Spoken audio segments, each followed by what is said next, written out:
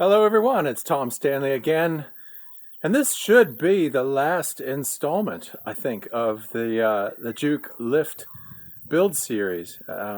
After the run up the hill with the rather disappointing result of the CVT transmission situation, there's not really much more to do. A little bit of additional heating and shaping maybe in the back side of the front fender wells, but there's no scrubbing of any sort in the rear fender wells, and on the front side of the front fender wells, again, no scrubbing, no interference at all.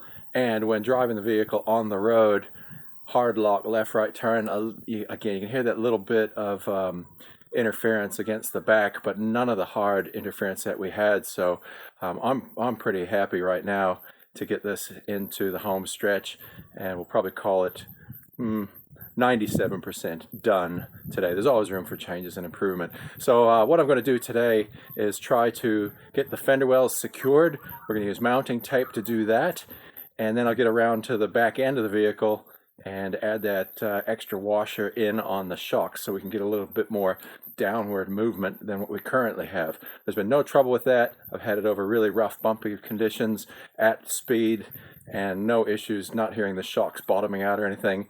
But you know, what the heck, if you can gain 3 or 4 millimeters of additional shock travel for nothing, why not do it? All right, so that's the plan today. Fender wells in the front secured and the shock spacers added in the back, and pretty much calling this thing a wrap. All right, I better get to work. Here we go. So now with the tires off, we can take a really good look in at these fender wells and see where we had contact still from interference on the tires. Now the front side of the fender well, all the issues that we had around here, they're gone. There's no contact there at all. We can still see some interference here, but this panel has not been secured, and that's what part of today's mission is about, is getting this secured. So that's moving a good 10 millimeters. So I've got every reason to believe once that panel is mounted properly in place, that's gone. Coming around to the back side, no more interference on this mounting screw. Still have some interference here. This again still has a reasonable amount of movement ability. I could do some more heating in here today and try to move that back. And then over on this side, right up this area and up into here, this is very flexible again with mounting tape. Might be able to remove the bulk of that problem.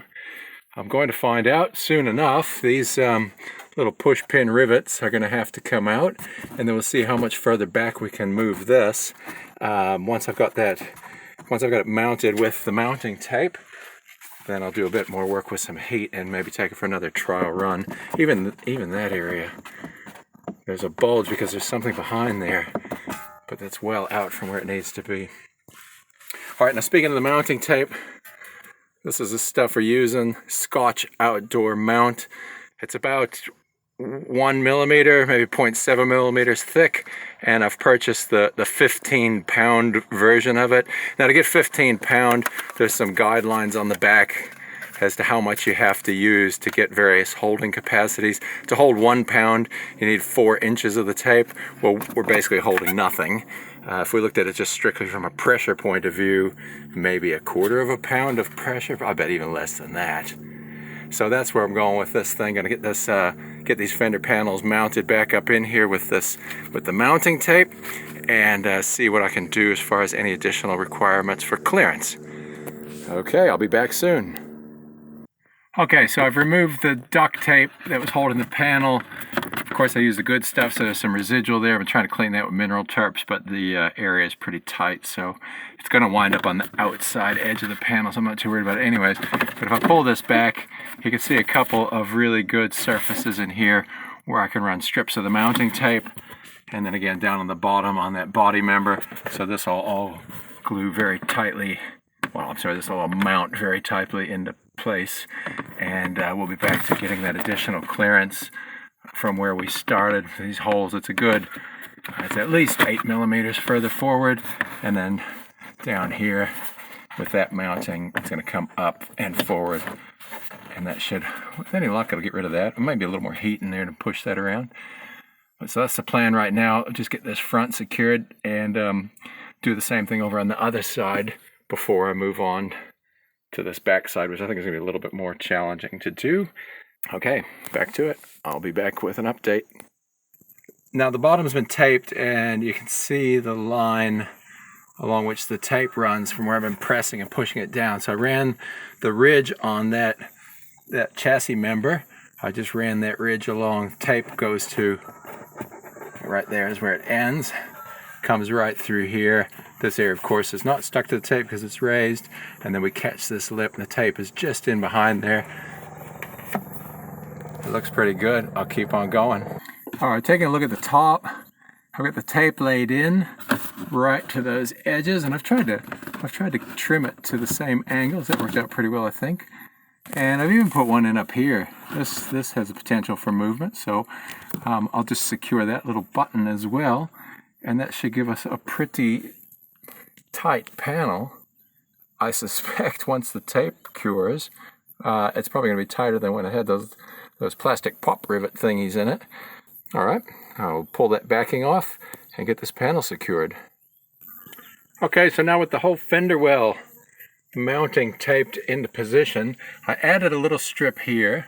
I added a little triangular piece behind here, and then down at the bottom actually I cut a strip to go across this way just to secure that edge properly. And so the last remaining thing to do here might be some heat and pressure. This is pretty well secured, and we know that's moved back about 1 centimeter from where it was. So I don't think I'm going to do that right now. I'll take some time out field testing again to see if we get any further contact in this area.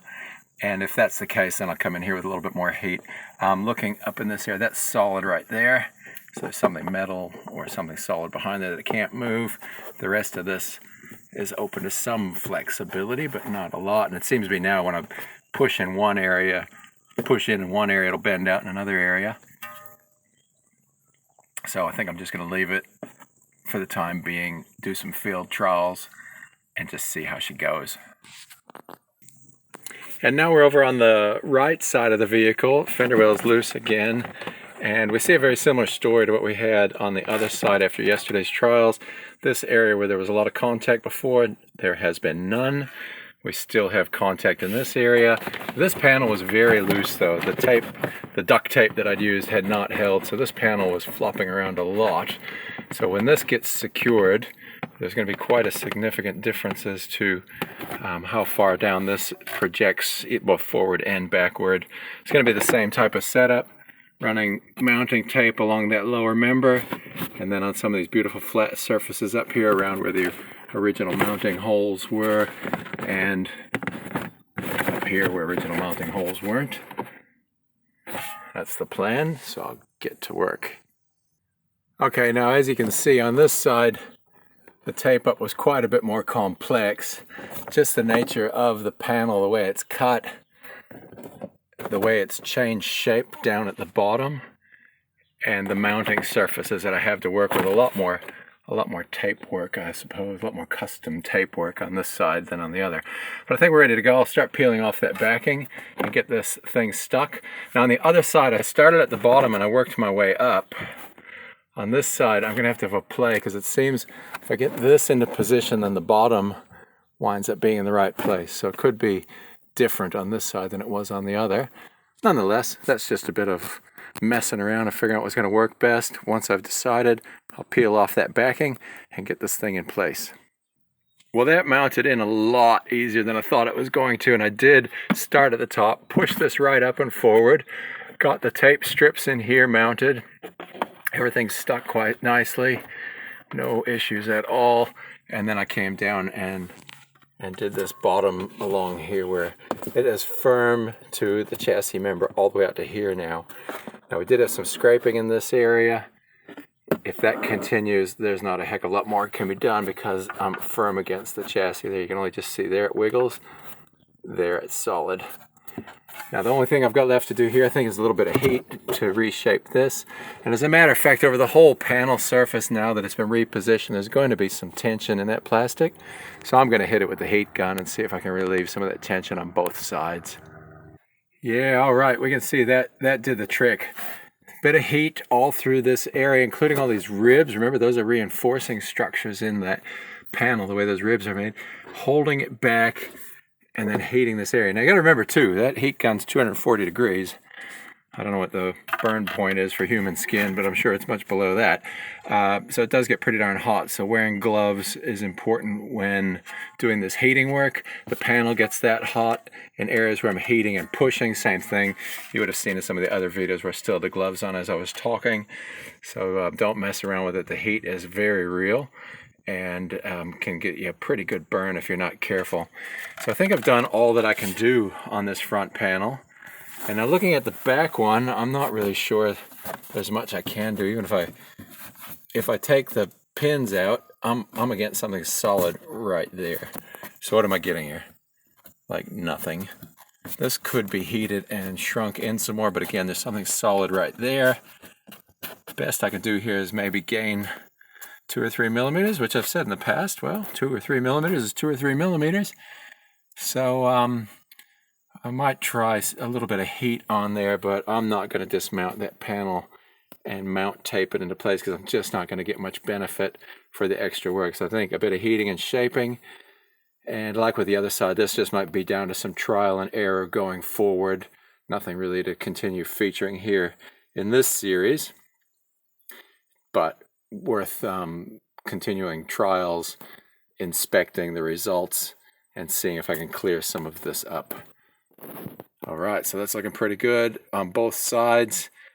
Time to put this front end back together.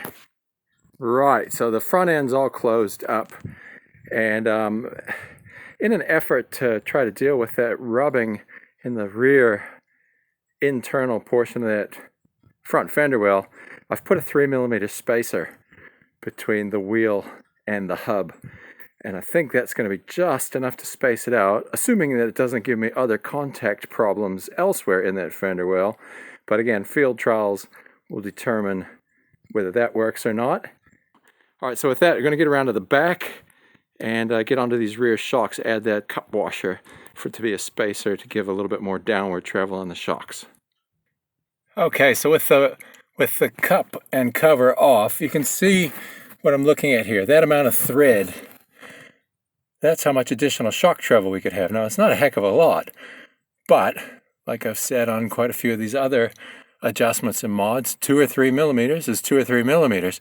So the spacing of a single washer down on the bottom side of this shock mount could give us 2 or 3 more millimeters of downward travel, as long as we've fully engaged the amount of thread that this nut requires. We've got a firm and safe shock mount. So I'll save you from the boredom of watching me undo these. I've talked about it before, and there's other videos that you can look at to see how to get them off. You engage the flat on the top of the shock shaft and then undo the nut pretty much one flat at a time. And between the two sides, I'm up for 15 or so minutes of doing nothing more than undoing a couple of nuts. All right, well, I just got to get to it. I'll be back soon. Okay, so now with the nut off, the top bushing removed, and the top washer removed, being the way the assembly would work, opening up these hardware kits that come with the shocks, you'll see there's 2 different types of washers. This one, this flatter one, would be the one that goes over the top, and this one with extra ridging on it would be the one that comes up from the bottom. So this is the one we're going to use. Putting a caliper onto the edge of this, we get 3 millimeters. So we get a 3 millimeter extension on the length of travel for the shock. And then looking at this area that's clear, we have 5 millimeters there. I think it's a great way to grab a few more millimeters of shock travel at no extra cost. Just a washer that comes out of a kit that came with the shocks anyways. So I'm going to get underneath and pull these shocks down. I'm going to see if I can do this without dismounting the shock at the bottom. I think I should be able to, but I'll get under there right now and find out. Right, well this is literally like 1 minute later. That was simple, just to pull the shock down. I added in the extra washer and it's back up. Now the washers sit firmly on the base designed for them on the shock. and there's no real problem there with what we've done. So I think this is a winning idea. Now I just get over the top, put the bushing back on, the top washer, and the nut back on, and we've just grabbed 3 millimeters of extra travel on our shocks. Sweet. Okay, so we've got the left side done, and as you can see, a couple threads protruding through the nut. She's locked down nice, tight, and secure with a couple threads through the top. That is a firm, solid, and safe installation. So this simple little trick has been a real success in gaining just that little bit of extra travel out of the rear shocks. And once again, I'm so pleased to have been able to find some Monroe shocks that are a stock standard unit, not Bilstein or Coney's coil-over nitrogen gas-filled double, triple expensive jobbies. Just some straightforward shocks that were 40 mil longer, and then with this little trick we gain all the extension that we need to accommodate the spring spacers that were part of this lift kit. I'm really pleased with this. Hi there, I'm back from the field trials. The spacers were a no-go. That 3 mil spacer immediately brought back the hard interference, and that was it. I brought it back, pulled the tires off, removed those spacers, put them back on, and we're good. Only at darn near full lock am I getting some rubbing, at least audible rubbing. I suspect there's still a little bit of rubbing going on in there, going over bumps that I just can't hear. But yeah, I'm going to call this project done for now. There's probably going to be some more work to do on those rear fender wells, but all in all, I don't have a lot more to contribute here other than just some tweaking and tuning. So we have successfully put a 40 mil lift into the Juke with 29-inch tires. Now I would think if you want to avoid a lot of headaches, go for a 28.5-inch tire. So a 235/60 is going to fill that fender well quite nicely, but it certainly is achievable with a 29 on the rear. It's just too darn tight on the front without this amount of modification work. So I hope you've enjoyed it. It's been a lot of fun for me. I've learned a bit along the way.